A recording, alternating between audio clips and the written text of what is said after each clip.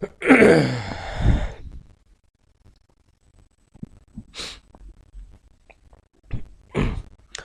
Everyone, this is Ranjan Kumar Kalindi.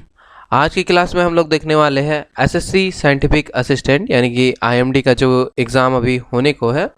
तो आज हम लोग देखने वाले हैं प्रीवियस ईयर का क्वेश्चन, इलेक्ट्रॉनिक्स की क्वेश्चंस आज हम लोग देखेंगे। जैसा कि आपको पता है कि साइंटिफिक असिस्टेंट के एग्ज़ाम में आपको 100 क्वेश्चंस जो है केवल टेक्निकल रहेगा, मतलब इलेक्ट्रॉनिक्स सब्जेक्ट से रहेगा। आपको अगर आपने इलेक्ट्रॉनिक्स के थ्रू फिल किया है तो 100 क्वेश्चन रहेंगे इलेक्ट्रॉनिक्स से। तो आज हम लोग देखने वाले हैं कि 22 नवंबर 2017 को जो पेपर हुआ था उसमें इलेक्ट्रॉनिक्स का किस तरह का लेवल रहा था, और इसी लेवल के बेसिस पे हम लोग आगे भी इंपॉर्टेंट क्वेश्चन को डिस्कस करेंगे। ठीक है, for PDF and more updates आप हमारा टेलीग्राम चैनल ज्वाइन कर सकते हैं। इसका लिंक आपको नीचे डिस्क्रिप्शन बॉक्स पे मिल जाएगा, और नहीं तो आप टेलीग्राम पे जाकर ये सर्च करना, वहाँ से आपको ये मिल जाएगा। यहाँ पर आपको सारा पीडीएफ नोट्स वगैरह और प्रीवियस ईयर का जो क्वेश्चंस होता है वो अपडेट होते रहते हैं यहाँ पर। ठीक है।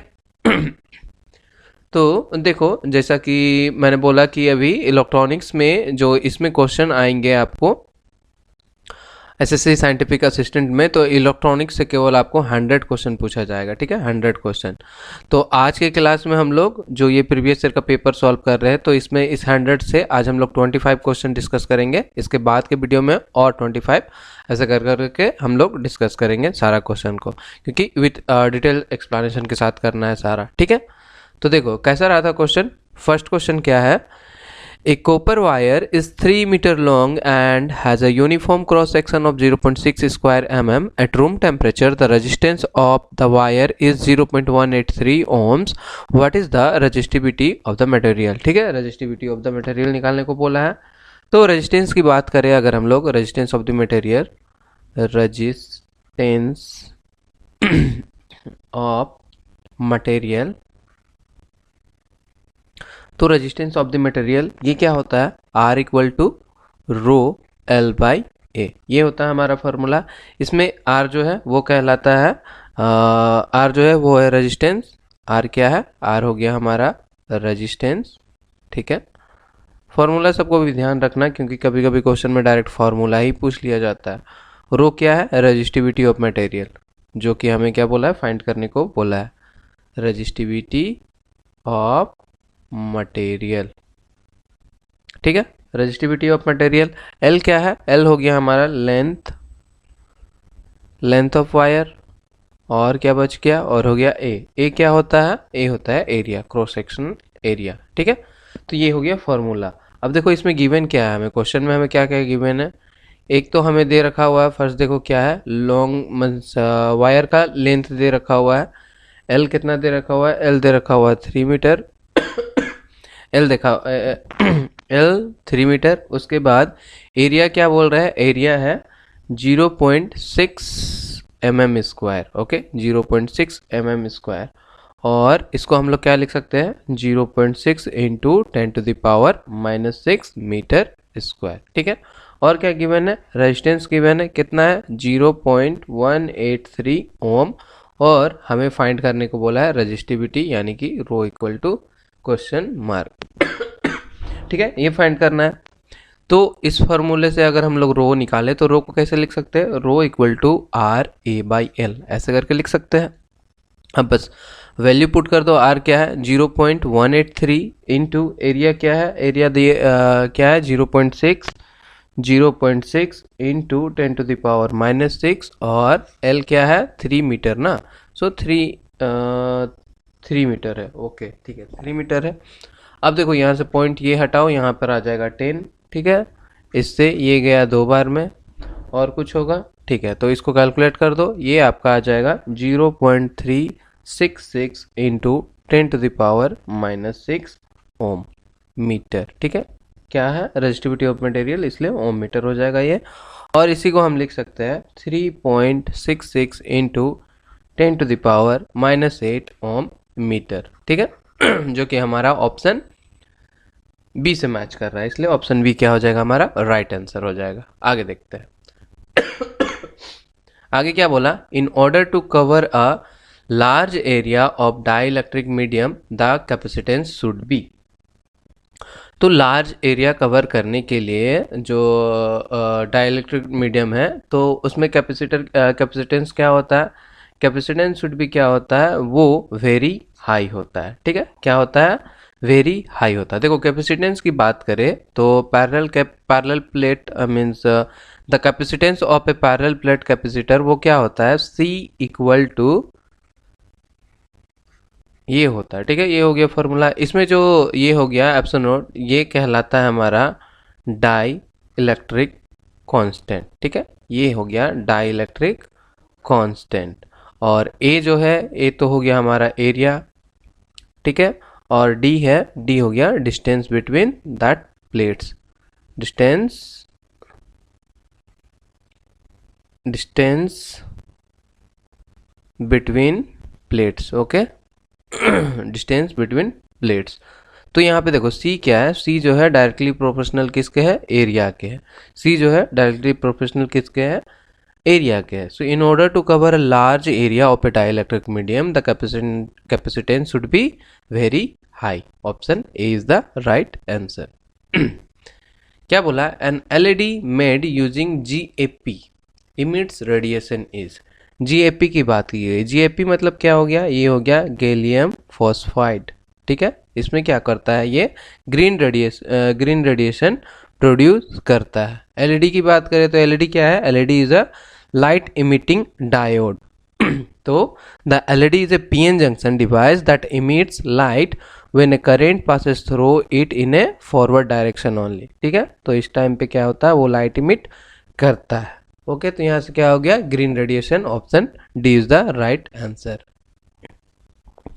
What type of chemical bonding is present in A germanium semiconductor. Germanium semiconductor में किस तरह का केमिकल बॉन्डिंग होता है, तो किस तरह का केमिकल बॉन्डिंग होता है, जर्मेनियम की बात करें तो इसमें जो है वो आयोनिक बॉन्डिंग होता है। कैसा बॉन्डिंग होता है, सॉरी कोवेलेंट बॉन्डिंग होता है। कौन सा बॉन्डिंग होता है, कोवेलेंट बॉन्डिंग होता है जर्मेनियम सेमीकंडक्टर में। ऑप्शन बी होगा इसका आंसर। ठीक है, option B. Which capacitor has the maximum capacitance per unit volume.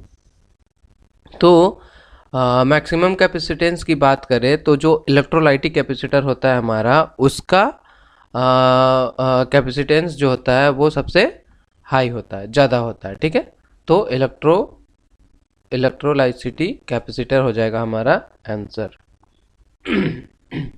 अब देखो यहाँ पे क्या बोला, ये दे रखा हुआ है germanium diode, silicon diode, Schottky diode और टनल डायोड। ठीक है, अब बोला कि the current sequence of forward voltage drop in A decreasing order. तो फॉरवर्ड वोल्टेज ड्रॉप की बात करें तो वो क्या होता है, the voltage drop across a conducting forward bias diode is called forward voltage। तो फॉरवर्ड वोल्टेज जो है हमेशा क्या होता है, forward voltage for a diode varies only slightly for changes in forward current and temperature and is fixed by a chemical composition of a PN junction। जैसे मान लो आपका क्या दे रखा हुआ है, सिलिकॉन डायोड की बात करें, सिलिकॉन डायोड की, तो सिलिकॉन डायोड में जो फॉरवर्ड वोल्टेज होता है वो होता है 0.6 टू 0.7 वोल्ट। ठीक है, उसी तरह शॉटकी डायोड की बात करें अगर हम शॉटकी डायोड की, तो इसमें फॉरवर्ड वोल्टेज आपका जो होता है वोल्टेज ड्रॉप वो होता है 0.45 वोल्ट। और जर्मेनियम की बात करें तो जर्मेनियम में होता है 0.2 वोल्ट। और टनल डायोड की बात करें तो टनल डायोड में जो है ये होता है 25 मिली वोल्ट। ठीक है, तो ये हो गया ये चारों का वोल्टेज ड्रॉप। तो हमें क्या करना है, इसे डिक्रीजिंग ऑर्डर में अरेंज करना है। ठीक है, कैसे अरेंज करना है, डिक्रीजिंग ऑर्डर में अरेंज करना है। तो सबसे ज़्यादा किसका हो रहा है, सबसे ज़्यादा हो रहा है सिलिकॉन का, यानी कि ये वाला पहले आएगा सेकेंड नंबर। ओके, उसके बाद कौन आ रहा है 0.45 यानी कि शॉटकी डायोड, शॉटकी यानी कि थर्ड, यानी कि 2 के बाद 3 आएगा। और उसके बाद जर्मेनियम है 0.2, तो जर्मेनियम कहाँ है, ये फर्स्ट में है तो यहाँ पे 1 आएगा। और टनल डायोड लास्ट में यानी कि 4, 2 3 1 4। सो ऑप्शन डी जो है यहाँ से क्या हो जा रहा है, बिल्कुल राइट आंसर हो जा रहा है। आगे देखते हैं, आगे क्या बोला, the Zener diode in the circuit has a Zener breakdown voltage of 5 volt, calculate the power dissipation in the resistance RS। तो आर एस के अक्रॉस क्या करना है, हमें पावर फाइंड करना है, ठीक है। तो ये जो Vz है, Vz कितना दे रखा हुआ है, जीनर ब्रेकडाउन वोल्टेज Vz हमें दे रखा हुआ है 5 वोल्ट, ठीक है। Vz कितना है, 5 वोल्ट है। तो the voltage across the resistance Rs will be कितना हो जाएगा, Rs कहाँ है, Rs यहाँ है। तो इसके अक्रॉस अगर हम लोग वोल्टेज फाइंड करें तो क्या हो जाएगा, ये हो जाएगा Vrs इक्वल टू 30, यहाँ पर 30 वोल्ट है, 30 माइनस 5 वोल्ट, ये क्या हो गया 25 वोल्ट। तो आर एस के अक्रॉस कितना वोल्टेज जा रहा है, 25 वोल्ट जा रहा है। अब पावर डिसिपेशन की बात करें तो पावर का फॉर्मूला क्या होता है, वी बाई आर होता है। तो means V square by R लिख सकते हैं। तो वोल्टेज कितना है आर एस के अक्रॉस, दिस रेजिस्टेंस के अक्रॉस हम लोग को पावर फाइंड करना है। तो वोल्टेज कितना है आर एस के अक्रॉस, ये आया है 25 वोल्ट, तो ये हो जाएगा 25 का स्क्वायर, और आर तो है 200, तो आर हो गया 200। इसको लिख सकते हैं 25 इंटू 25 डिवाइडेड बाई 200, बस इसको कैलकुलेट कर दो तो ये आ जाएगा 3.125 वाट। यहाँ से ऑप्शन सी जो है हमारा बिल्कुल राइट आंसर निकल कर आ जाता है।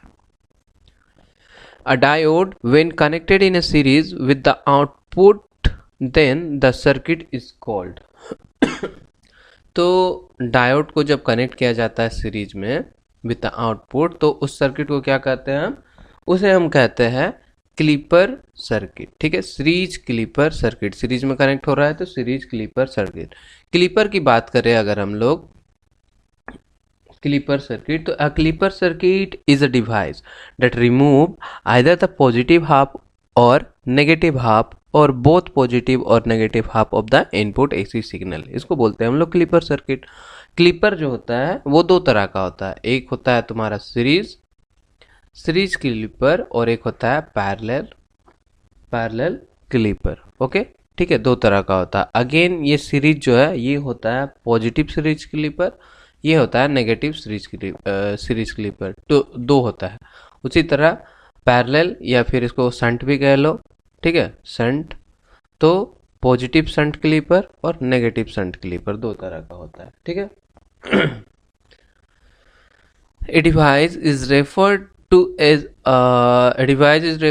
as the linear device when the graph between the current and the voltage across the device is, कब उसे हम linear कहेंगे, जब ये ग्राफ जो है वोल्टेज और करंट का, यानी कि ये जो ग्राफ बनता है I और V का जो ग्राफ बनता है, ये जब आपका स्ट्रेट लाइन हो, तो इस केस में हम इसे क्या कहेंगे, लीनियर डिवाइस कहेंगे, ठीक है। स्ट्रेट लाइन में a device is referred to as the linear device when the graph between the current and voltage across the device is a straight line, okay, so option D is the right answer। बात अब अगर मान लो none linear के लिए होता, linear का तो ये हो गया, नन लीनियर की बात करें तो उसमें क्या होता है कि the resistance, if the resistance is not constant over a large range of the value of current end voltage, then this type of device is referred as ohmic device, और इसको बोलते हैं नॉन लीनियर डिवाइस के लिए। इसमें कैसा graph बनता है आपका, ये हो गया आपका करंट, व्हाट, ये हो गया करंट और ये हो गया वोल्टेज। तो इस केस में ग्राफ आपका कुछ इस तरह से बनेगा, ये जो है आपका ऐसे करके और ऐसे करके इस तरह से ग्राफ बनता है, ओके, नॉन लीनियर के लिए। नेक्स्ट देखते हैं आगे क्या बोला, calculate the hall voltage ना, calculate the hall voltage when the magnetic field is 8 ampere meter, current is 4 ampere, width is 5 meter and the concentration of the carrier is 10 to the power 20, ठीक है, ये बोल दिया है। अब हमें find करना है hall voltage, hall voltage find करना है, ओके, हॉल वोल्टेज फाइंड करना है। तो हॉल वोल्टेज की बात करें अगर हम लोग, हॉल वोल्टेज, तो ये जो होता है वो होता है, फॉर्मूला देखते हैं, तो ये हो गया VH equal to BI divided by rho CW, okay, ये होता है। तो यहाँ पे B जो है वो है आपका मैग्नेटिक फील्ड, B क्या है, मैग्नेटिक फील्ड है, ओके, B जो है आपका मैग्नेटिक फील्ड है। I हो गया करंट, I क्या है, I हो गया करेंट, और क्या है W, W क्या है, W is the side across which the magnetic field is applied, okay, the magnetic field is applied, यानी कि आप कह सकते हो कि ये आपका क्या है, एक तरह का विद, ठीक है। और क्या हो गया रो सी, रो सी क्या है, ये हो गया चार्ज डेंसिटी। चार्ज डेंसिटी की बात करें तो ये होता है रो सी इक्वल टू एन ई होता है, ठीक है। इसमें एन एन जो है ये एन कहलाता है आपका कैरियर कंसंट्रेशन,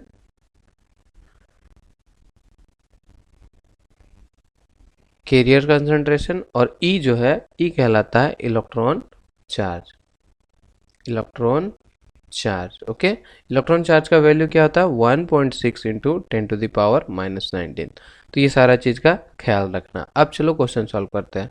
इसमें क्या है, हमें गिवन क्या क्या है, एक तो गिवन है हमें बी दे रखा हुआ है, मैग्नेटिक फील्ड बी दे रखा हुआ है 8 एम्पियर पर आवर, करेंट आई दे रखा हुआ है 4 एम्पियर, विद डब्ल्यू दे रखा हुआ है 5 मीटर, और कंसंट्रेशन ऑफ कैरियर यानी कि एन दे रखा हुआ है 10⁻20। सबसे पहले तो हमें फाइंड करना पड़ेगा क्या, रोसी, ठीक है। तो रोसी के लिए क्या होता है formula, rho C equal to N E होता है, और हमें कैरियर कंसंट्रेशन पता है कितना दे रखा हुआ है 10⁻20, और इलेक्ट्रॉन चार्ज होता है 1.6 इंटू 10⁻⁻19। तो ये यहाँ से आ जाएगा कितना 1.6 डिवाइडेड बाई 10 कर दो इंटू ये 20, और -90 तो माइनस हो गया, तो यहाँ पर ये हो जाएगा 10, और यहाँ पर ये 10 कैंसिल, ठीक है, ये पॉइंट हटाने से 10 आया, तो ये हो गया 16, इसका वैल्यू क्या हो गया 16 हो गया। अब हॉल वोल्टेज फाइंड करते हैं, तो बी एच में पुट कर देते हैं। बी कितना दे रखा हुआ, बी दे रखा हुआ 8, और आई कितना है 4, अभी रोसी आया 16, और 5 हो जाएगा हमारा व्हाट विद। तो इसको कैलकुलेट कर दो, बस हो जाएगा आपका आंसर। ये हो गया 4 चौके 16, 4 ये आ जाएगा 2 बार में, तो 2/5 आ रहा है, यानी कि 0.4 आ जाएगा आपका answer, 0.4 volt. Option 4 is the right answer. यार ये खांसी ठीक ही नहीं हो रहा है इतना दिन से, इसलिए इतने दिनों से क्लास नहीं आ रही थी, क्योंकि मेरा खांसी की जो प्रॉब्लम है सो ठीक ही नहीं हो पा रही। तो ये हो गया। अब नेक्स्ट देखते हैं क्या बोला, using which diode in a regulator power supply the unregulated input voltage as compared to the regulated output voltage will be large। तो किस में लार्ज होता है, ये होता है आपका जीनर डायोड में। ऑप्शन सी जो है यहाँ से बिल्कुल राइट आंसर हो जाएगा। Which region covers the highest area in a transistor. तो ट्रांजिस्टर में कौन सा रीजन जो है वो हाईएस्ट व्हाट एरिया कवर करता है। तो ट्रांजिस्टर की बात करें अगर हम लोग, तो ट्रांजिस्टर में क्या है, ट्रांजिस्टर में एक एमीटर होता है, एक बेस होता है। क्या क्या होता है, एमीटर, बेस और कलेक्टर होता है, ठीक है, एमीटर, बेस और कलेक्टर।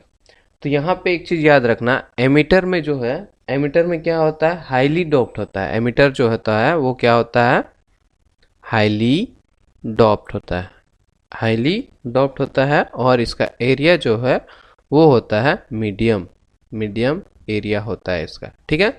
और उसके बाद बात करें बेस का, तो बेस जो है वो होता है लाइटेस्ट डॉप्ट, ठीक है, इसमें लाइटेस्ट डॉप्ट होता है, और इसकी एरिया जो होती है वो भी लाइट होती है, एरिया भी क्या होती है, लाइट होती है। करेक्टर की बात करें तो कलेक्टर में मॉडरेट, मॉडरेट क्या होता है, डॉप्ट होता है। और एरिया की बात करें तो एरिया इसमें क्या होता है, लार्ज होता है। सबसे बड़ा एरिया किसका होता है, कलेक्टर का होता है, उसके बाद एमीटर का होता है, फिर बेस का होता है। तो यहाँ पर पूछा है हाईएस्ट एरिया, तो कलेक्टर हो जाएगा। Option B is the right answer.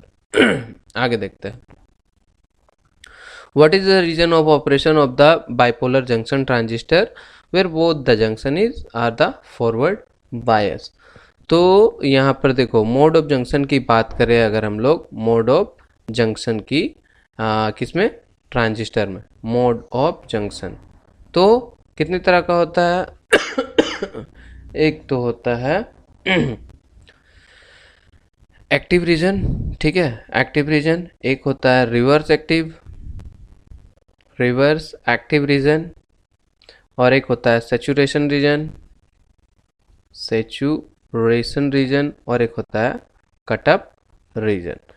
तो दो जंक्शन होते हैं, एक तो होता है एमिटर बेस जंक्शन और एक होता है बेस कलेक्टर जंक्शन। ठीक है, तो जब ये फॉरवर्ड बायस में हो एमिटर बेस और ये रिवर्स बायस में हो तो ट्रांजिस्टर एक्ट करता है एक्टिव रीजन में। ठीक है, और ये रिवर्स में हो और बेस कलेक्टर फॉरवर्ड में हो तो ये रिवर्स एक्टिव मोड में वर्क करता है। और जब दोनों फॉरवर्ड बायस में हो, दोनों फॉरवर्ड बायस में कनेक्ट हो तो सैचुरेशन रीजन में, और जब दोनों रिवर्स बायस में हो तो ये कट ऑफ रीजन में वर्क करता है। ठीक है, तो हमसे क्या पूछा है, यहाँ पर बोला है operation of bipolar junction where both the junction is forward bias. दोनों जंक्शन क्या है, फॉरवर्ड बायस है। जब दोनों फॉरवर्ड बायस है तो उस केस में क्या हो रहा है, सैचुरेशन।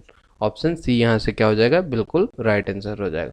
देखो ये जो क्वेश्चन है मैंने इसरो में भी कराया था और उससे पहले और एक कौन सा एग्जाम हुआ था उसमें भी कराया था। तो इस जो ये जो टेबल है, ये टेबल से क्वेश्चन हमेशा हर एग्ज़ाम में, जो भी एग्ज़ाम में आपको इलेक्ट्रॉनिक्स दिया हुआ है उसमें एक क्वेश्चन इससे आना ही आना है। साथ में इससे क्या पूछता है, इसका एप्लीकेशन भी आपको पूछता है।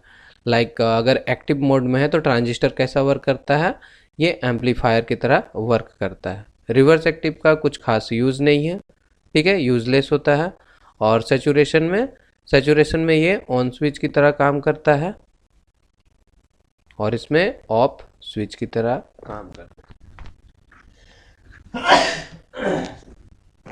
इसमें ऑफ स्विच की तरह ये काम करता है। ठीक है, तो ये टेबल को एकदम दिमाग में बैठाए रखना। कुछ भी इलेक्ट्रॉनिक्स रिलेटेड आपका एग्जाम हो रहा है तो इसमें इससे सवाल बनते ही बनते हैं। ठीक है,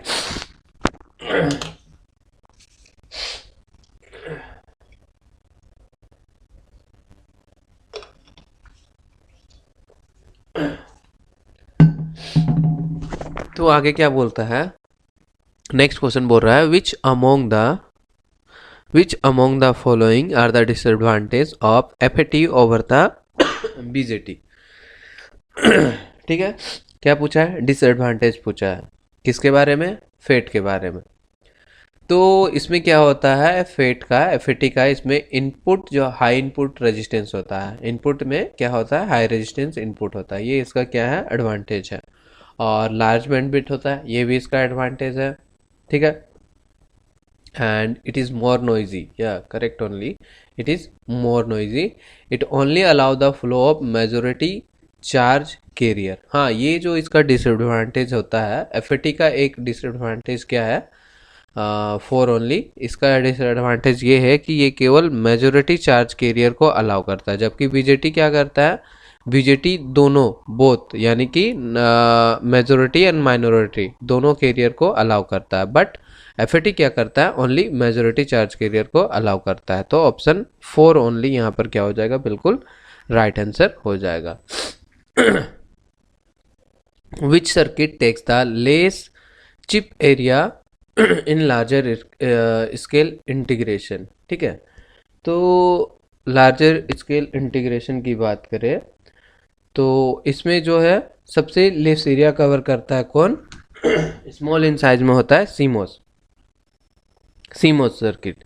सीमोस मतलब क्या होगा, कंप्लीमेंट्री मेटल ऑक्साइड सेमीकंडक्टर। ये फुल फॉर्म भी याद रखना क्योंकि ये भी इंपॉर्टेंट है, कंप्लीमेंट्री मेटल ऑक्साइड सेमीकंडक्टर। अब ये लेस एरिया क्यों कवर करता है, this is because the CMOS circuit is a combination of, किसका किसका कॉम्बिनेशन होता है, NMOS and PMOS, and it is fabricated as a twin tube process where the required chip area is less. NMOS और PMOS इसमें use किया जाता है, और इसका जो फैब्रिकेट करते हैं वो करते हैं ट्विन ट्यूब प्रोसेस से, जिसमें चिप रिक्वायरमेंट जो होता है वो लेस होता है, इसीलिए इसका एरिया जो है वो लेस होता है। ठीक है, तो सीमोस सर्किट हो जाएगा इसका आंसर। देखो छोटा सा सवाल पूछा गया है, इसमें क्या बोल रहा है कि इसमें दिया हुआ है जेफेट का सर्किट है और it has IDSS, saturation current दे रखा हुआ है 20 milliampere, pinch off voltage दे रखा हुआ है 5 volt, and the value of R S हमें फाइंड करना है for a drain current I D S भी दे रखा हुआ है 12.8 मिली एम्पियर। तो हमें फाइंड क्या करना है, आर एस को फाइंड करना है। तो चलो फाइंड करते हैं। कैसे फाइंड करेंगे, सबसे पहले क्या करते हैं, यहाँ पर केवीएल अप्लाई कर देते हैं। ठीक है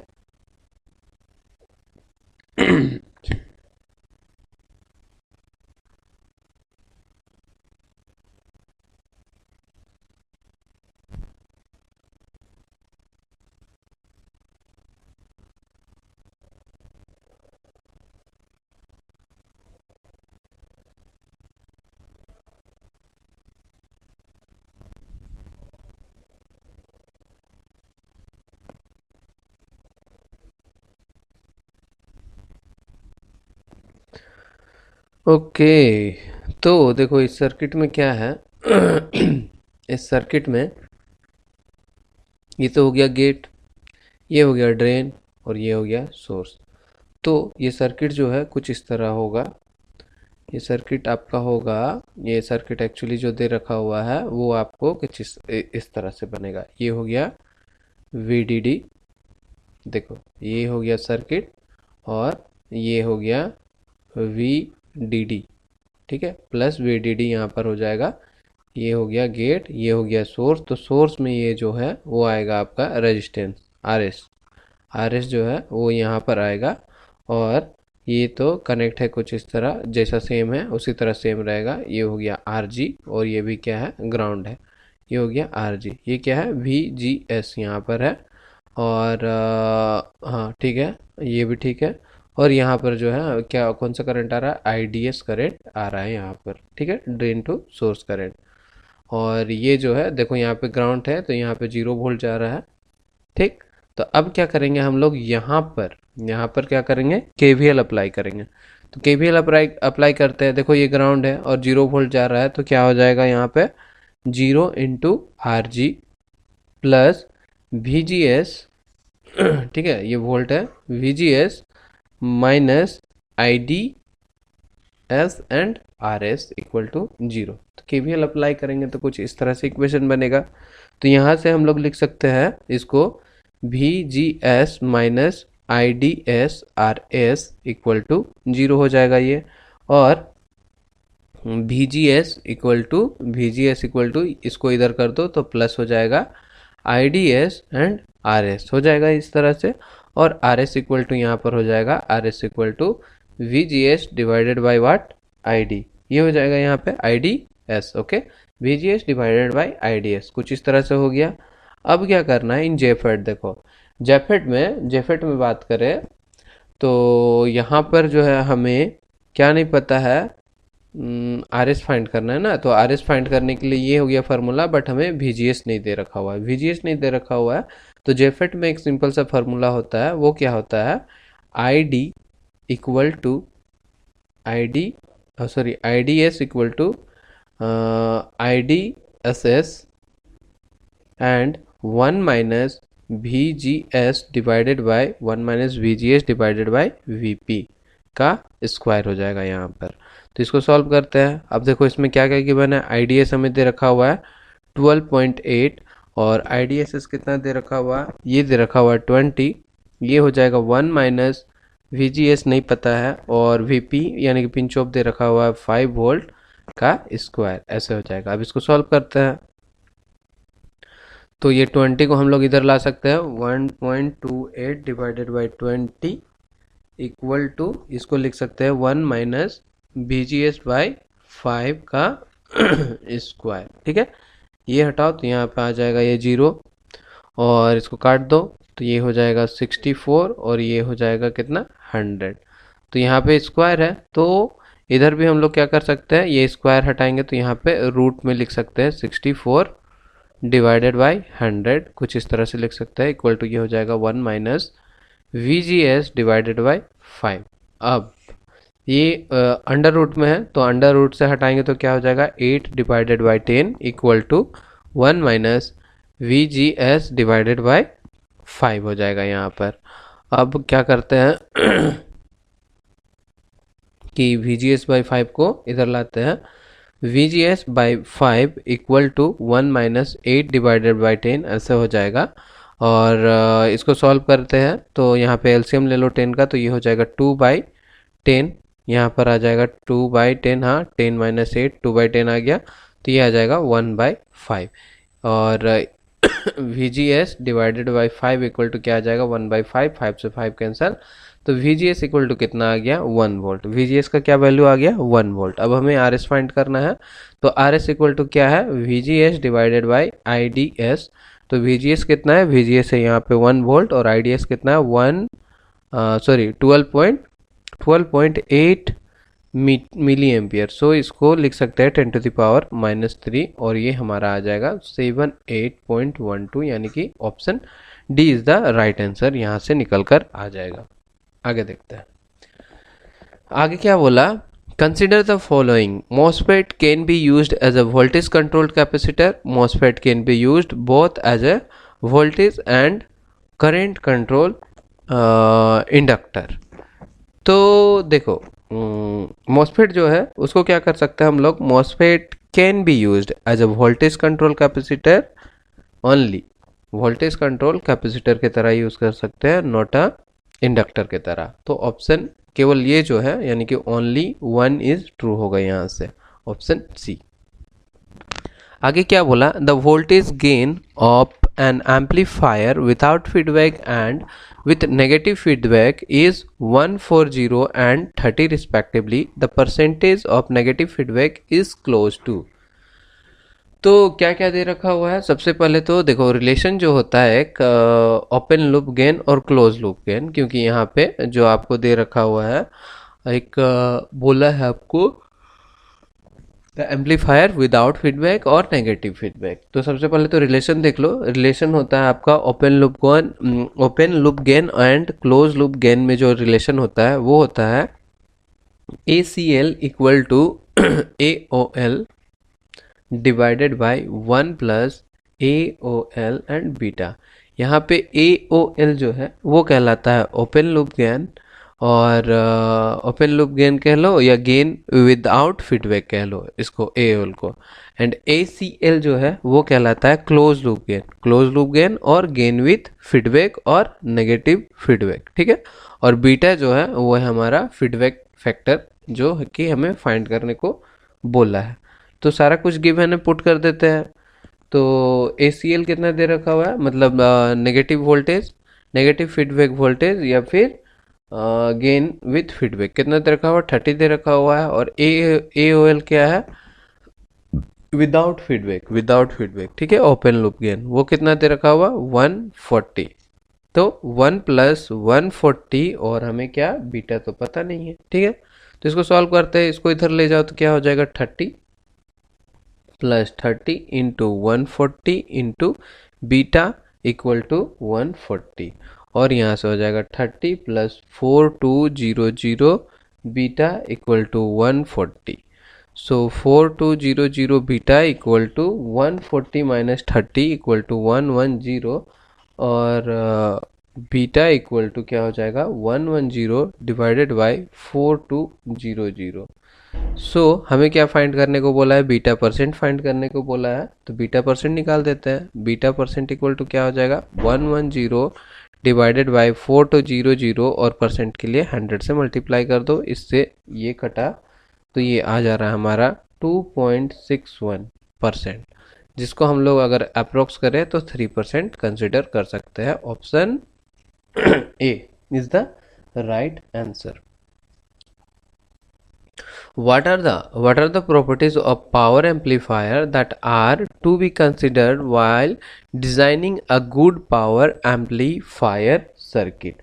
तो good amplifier circuit को डिज़ाइन करने के लिए क्या क्या प्रॉपर्टीज़ होना चाहिए, तो ये होना चाहिए distortion, gain and bias stabilization. ये चीज़, ये जो फैक्टर है इसे हम लोग पावर एम्पलीफायर की प्रॉपर्टीज़ में कंसिडर करते हैं, ठीक है। इसके अलावा और भी याद रखना क्या कंसिडर करते हैं, इम्पिडेंस मैचिंग को कंसिडर करते हैं और इफ़िशियंसी को, इम्पिडेंस मैचिंग और इफ़िशियंसी को कंसिडर करते हैं, ठीक है। तो यहाँ से हमारा क्या आंसर आ जा रहा है, option A is the right answer यहाँ पर निकल कर आ जा रहा है, यहाँ पर हमारा आंसर। ठीक है, तो नेक्स्ट देखते हैं, अगले सवाल पे आते हैं। अगला सवाल क्या है हमारा, नेक्स्ट क्वेश्चन 20। तो इसमें क्या बोला, attuned amplifier has a peak output at 9 megahertz and a quality factor of 90. What is the bandwidth of the tuned amplifier? ठीक है किसके बारे में पूछा, ट्यून्ड एम्पलीफायर के बारे में पूछ रहा है। तो क्या क्या गिवन है सबसे पहले देख लो। इसमें तो गिवन दे रखा हुआ है आपको, क्या बोला कि a tuned amplifier has a peak output of 9 megahertz and a quality factor is 90, यानी कि फ्रीक्वेंसी दे रखा हुआ है आपको कितना 9 मेगाहर्ट्ज और क्वालिटी फैक्टर यानी कि Q दे रखा हुआ है 90। तो बैंडविड्थ फाइंड करने को बोला है। तो रिलेशन क्या होता है क्वालिटी फैक्टर और बैंडविड्थ में, ये होता है bandwidth equal to f naught divided by Q। F naught क्या है, रेजोनेंस फ्रीक्वेंसी, और Q क्या है, क्वालिटी फैक्टर। तो यहाँ पर सारा कुछ दे रखा हुआ है। फ्रीक्वेंसी दे रखा हुआ 9 मेगाहर्ट्ज यानी कि 9 इंटू 10⁻6 हर्ट्ज लिख सकते हैं, और क्वालिटी फैक्टर कितना दे रखा हुआ है 90 दे रखा हुआ है, क्वालिटी फैक्टर 90 दे रखा हुआ है। ठीक है तो इसको काटा काटी करते हैं, तो यहाँ पर इसको कंसिडर कर सकते हैं 9 इंटू 10⁻6 और 9 इंटू 10 ऐसे करके लिख सकते हैं। सो 9 9 गेट कैंसल और 10 से ये कटा, ये हो गया 5 यानी कि 10⁵ हर्ज आ जाएगा, और इसी को हम लोग लिख सकते हैं 100 किलो हर्ज। यहाँ पे option B is the right answer यहाँ से। ठीक है, आगे देखो। A common emitter transistor amplifier has a collector load of 2 kilo ohm. Voltage gain is 400 and the input resistance is 40 kilo ohm. Calculate the value of voltage amplification of the amplifier. ठीक है, क्या क्या given है। सबसे पहले तो for ये किसकी बात की गई है, सी कॉमन एमिटर एम्पलीफायर की बात की जा रही है, और इसमें आर ओ यानी कि आर नोट दे रखा हुआ कितना 2 किलो ओम दे रखा हुआ है, और वोल्टेज गेन जो है यानी कि ए वी ये दे रखा हुआ 400, और इनपुट रेजिस्टेंस की बात करें तो ये दे रखा हुआ है 40 किलो ओम दे रखा हुआ है। ठीक है, अब calculate the value of voltage amplification of A amplifier. तो वोल्टेज गेन की जो फार्मूला होती है सी एम्पलीफायर में, तो ये क्या होती है, A V equal to V naught I mean beta R naught divided by R in. ठीक है, ए वी क्या है, ए वी हो गया वोल्टेज गेन, और बीटा क्या है, वो बीटा हो गया वोल्टेज एम्पलीफिकेशन फैक्टर, जो कि हमें फाइंड करने को बोला है। क्या फाइंड करने को बोला है, वोल्टेज एम्पलीफिकेशन फैक्टर फाइंड करने को बोला है।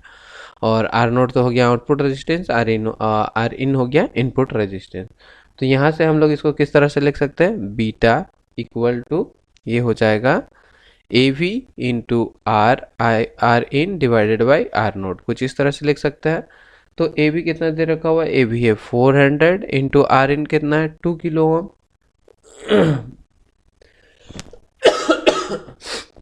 ठीक है, आर इन कितना है, आर इन 2 किलो ओम नहीं है, ये कितना है 40 है। आर नोट कितना देखा हुआ है, आर नोट दे रखा हुआ है 2 किलो ओम। ओके, सो 40 किलो है 2 किलो है, ठीक है, किलो किलो कट गया, यहाँ से इसको काट दो 2 से, इसको ये आ जाएगा 200 बार में, तो ये हो गया 8000। तो कितना आ गया amplification 8000। Option C is the right answer. देखो थोड़ी सी तबीयत खराब है, खांसी वगैरह है, थोड़ा सर्दी भी है, इसलिए आपको आवाज़ में थोड़ा चेंजेस लग रहा होगा, और थोड़ा मीन्स एनर्जेटिक भी फील नहीं हो रहा है। तो इसको थोड़ा कंसिडर कर लेना, क्योंकि बहुत दिनों से क्लास अपलोड नहीं किया था, तो और इसका भी एग्ज़ाम आने वाला था, तो मैंने सोचा कि इसी हाल में अपलोड कर दूं आपको क्वेश्चन सॉल्व करके। ठीक है, तो 22 में क्या बोला, determine the number of different node pair voltage for a network with 9 nodes and 18 branches. Okay, तो नंबर ऑफ नोड पेयर की बात की जाए, जब भी आपको number of node pair find करना हो तो वो कैसे फाइंड करते हैं, नंबर ऑफ नोड पेयर्स वो कैसे फाइंड करते हैं, ये फाइंड करते हैं n-1 डिवाइडेड बाय 2। इसमें जो n जो है वो होता है नंबर ऑफ नोड्स। तो नंबर ऑफ नोड्स कितना दे रखा हुआ है, 9 दे रखा हुआ है। 9 minus 1 divided by 2 that is equal to 9 into 8 divided by 2, और इसको इससे काट दो तो ये आ जाएगा 36। Option D is the right answer. तो कितना हो जाएगा डिफरेंट नोड पेयर, वो हो जाएगा 36। ठीक है, नेक्स्ट देखते हैं क्या बोला। Which among the following theorems can be applied to any active और पेसिव नेटवर्क।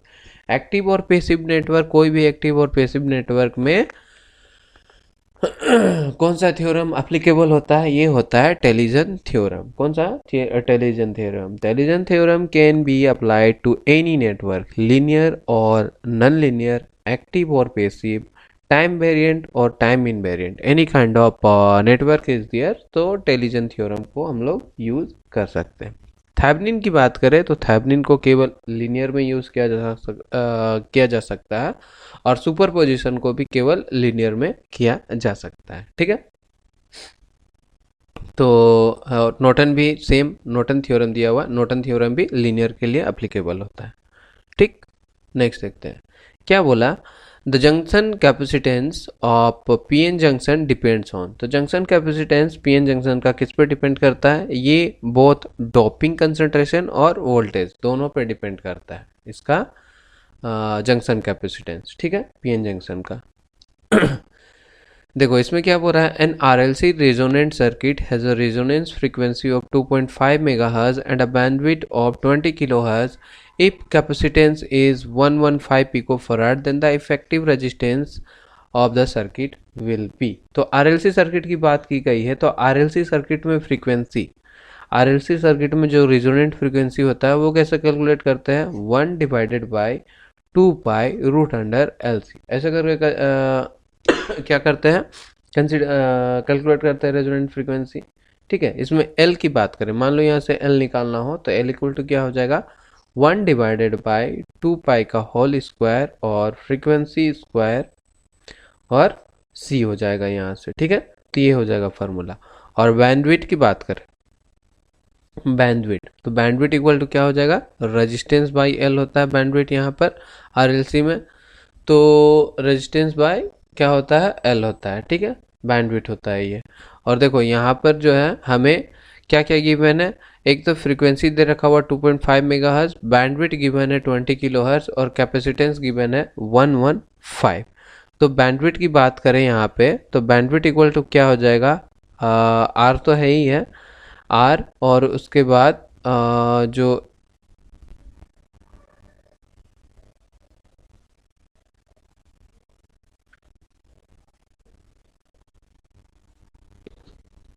यहाँ पे थोड़ा देखना पड़ेगा, 1 मिनट रुक जाओ। तो यहाँ पर हमें क्या क्या देवल है, 2.5 किलो हर्ट्ज रेजोनेंस फ्रीक्वेंसी दे रखा हुआ है, और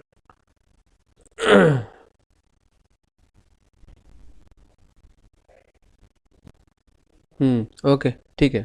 तो यहाँ से जो है हमारा क्या हो गया, रेजिस्टेंस, रेजिस्टेंस दे रखा हुआ है हमारा, बैंडविड्थ का, बैंडविड्थ के साथ क्या रिलेशन है, bandwidth equal to resistance divided by L, R divided by L हो गया। ठीक है, तो बैंडविड्थ की बात करें तो यहाँ पर एल जो है हमारा ये निकल कर आया है, एल एल हमें फाइंड करना है ये, तो यहाँ पर हो जाएगा आर डिवाइडेड बाई एल का वैल्यू अगर यहाँ पे पुट करें 1 डिवाइडेड बाई दिस वन, तो इसको हम लोग लिख सकते हैं इनटू में 2 पाई का होल स्क्वायर और एफ आर स्क्वायर और सी, ऐसे करके लिख सकते हैं। तो बैंडविड्थ इक्वल टू ये हो गया। अब सारा कुछ पुट करता है, बैंडविड्थ कितना दे रखा हुआ है 20 into 10⁻³ equal to R into ये हो जाएगा स्क्वायर है, ये होल स्क्वायर है, तो यहाँ पे हो जाएगा 4 पाई का स्क्वायर, और फ्रीक्वेंसी कितना दे रखा हुआ है 2.5 मेगाहर्ट्ज यानी कि 10⁻⁶ दे रखा हुआ है, इसका भी क्या हो जाएगा स्क्वायर हो जाएगा, और इनटू कैपेसिटर कितना है 115 पिकोफराड, तो इसको हम लोग लिख सकते हैं 10⁻⁻12। ठीक है, तो यहाँ से इसको सॉल्व करते हैं, r इंटू 4 हो जाएगा 22/7 का होल स्क्वायर, पाई का वैल्यू क्या होता है 22/7 इंटू 6.25 इंटू 115, यहाँ से निकल कर आ जाएगा। तो ये हो गया 20 into 10⁻³ equal to r into 4 into 9.6 into 6.25 into 115। तो अब r अगर हम लोग यहाँ से निकाले तो ये आ जाएगा 0.72 ओम यहाँ से आंसर। ऑप्शन ए जो है बिल्कुल राइट आंसर हो जाएगा यहाँ पर। देखो 25 क्वेश्चन हमने सॉल्व कर लिया। आगे की जो क्लास में है उसमें हम लोग और 25 क्वेश्चन डिस्कस करेंगे। तो इस क्वेश्चन का नीचे जाके कमेंट करना कि इसका आंसर क्या होगा। आप भी अपनी तरफ से सॉल्व करके देखना इसका आंसर क्या आएगा। जो भी आंसर आएगा आप इसे नीचे जाके कमेंट करके लिख देना, ठीक है। नेक्स्ट क्लास में हम लोग नेक्स्ट और 25 क्वेश्चन को सॉल्व करेंगे। तो सेशन अच्छा लगा हो तो इसे लाइक कर देना, अपने दोस्तों के साथ शेयर करना, और अभी तक सब्सक्राइब नहीं किया है चैनल तो सब्सक्राइब कर लेना ताकि आप हमारे साथ आगे भी बने रहें। Thank you.